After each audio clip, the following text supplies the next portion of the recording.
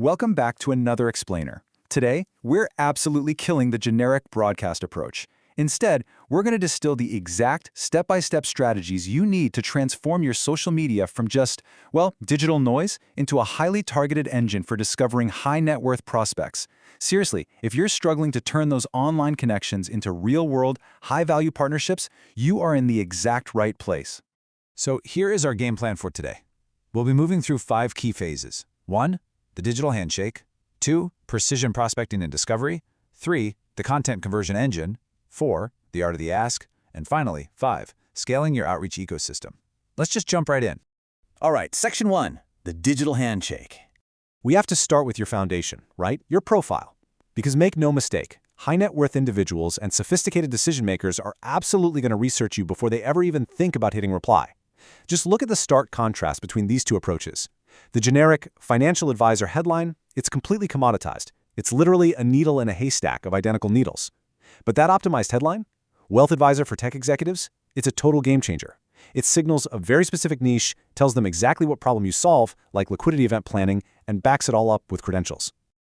Okay, so once your headline grabs their attention, your About section has to do the heavy lifting. Please, don't treat this like some boring chronological resume. Think of it as a 24/7 trust-building machine. It really just comes down to a simple 4-part framework. First, hit on their specific problem. Second, introduce your unique process for solving it. Third, give them undeniable proof of your impact. Anonymized case studies or key metrics. And fourth, always wrap up with a really simple, low-friction call to action. Moving right along to section 2, precision prospecting and discovery. So once your profile is dialed in and engineered for trust, we shift gears to the search phase. This is where we filter through all that endless digital noise to find prospects who actually have true capacity and affinity for what you do. And to do this efficiently, you need a secret weapon: Boolean search logic. By using really simple operators like and, or, and not, you can literally instruct platforms like LinkedIn Sales Navigator to find the exact decision makers you need. You're not just crossing your fingers and searching blindly, you are actively programming the database to serve up your ideal prospect. And here is what that actually looks like in practice. By grouping titles like VP or SVP or Director, combining that with industries like tech or SaaS, and this is absolutely crucial, actively excluding words like intern using the not operator, you instantly build a highly targeted list of high-earning executives. It completely automates the tedious work of weeding out irrelevant profiles, which, let's be real, saves you countless hours of frustration. But hey, prospecting is a two-way street, right? It's also about them finding you. Using these 3 distinct types of hashtags is crucial for making sure your content actually gets discovered. By mixing industry niche tags, geographic location tags, and event tags to tap into larger movements, you are placing your content right in front of the exact prospects who are already actively monitoring those topics. All right, that brings us to section 3, the content conversion engine. Now that we know exactly who we're targeting and how to be found, we have to engage them with a smart content strategy. We want to completely avoid donor or client fatigue here. To do that, you've got to live by the golden 70-20-10 rule of social media. A massive 70% of your content should be value-based storytelling. 20% should amplify others in your network, and only a tiny little 10% should actually be direct solicitation. Give, so that when you finally do make an ask, it feels like an exclusive invitation, not some cheap transaction. And when you are crafting that content, the way you frame it matters immensely.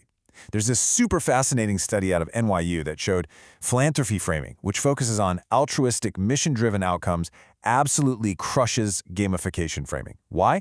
Because high net worth individuals are ultimately driven by core humanitarian goals and real, tangible impact, not just superficial competitive metrics or clever sports metaphors. This whole philosophy feeds right into your ultimate storytelling tool, the Impact Story Arc. By following these 5 specific steps, you can take a really complex challenge and make it incredibly concrete. You introduce the beneficiary, detail the obstacle they're facing, explain your specific role, show the concrete outcome, and then zoom out to the broader context. It is a bulletproof way to visually demonstrate your impact and prove beyond a doubt that you deliver real results. Okay, section 4, the art of the ask. So you've got a strong profile and a compelling content engine humming along. Now we arrive at the most critical step of the entire funnel, transitioning from public posts into private direct messages. And the data absolutely speaks for itself here.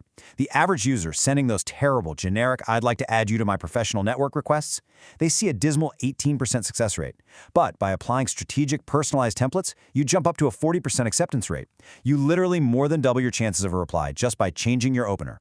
To hit that 40% metric, though, you have to strictly follow the rules of the DM. These are rooted purely in the psychology of reciprocity. Be specific to show you actually did your homework. Offer value before asking for anything. Keep it incredibly brief, like under 400 characters brief. Never ever pitch in the first message. And finally, respect their time. Follow up only once after about 5 to 7 days. Here is a perfect example of those rules in action. This content conversation starter works brilliantly because it immediately validates their thinking. It offers a real insight from your own experience, and it does it without selling a thing. And by ending with a simple open to connect and swap notes, it lowers the psychological friction so much that saying yes just feels completely natural and low pressure. Finally, we've made it to Section 5, Scaling Your Outreach Ecosystem. Doing all this manual research, the customized messaging, the perfectly timed follow-ups, doing that all day at scale is just impossible to sustain. We need a technological ecosystem to back you up. Scaling requires the right tech stack to multiply your relationships without losing that human authenticity.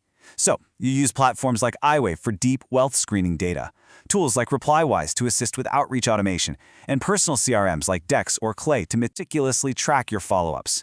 That way, no high-value relationship ever slips through the cracks.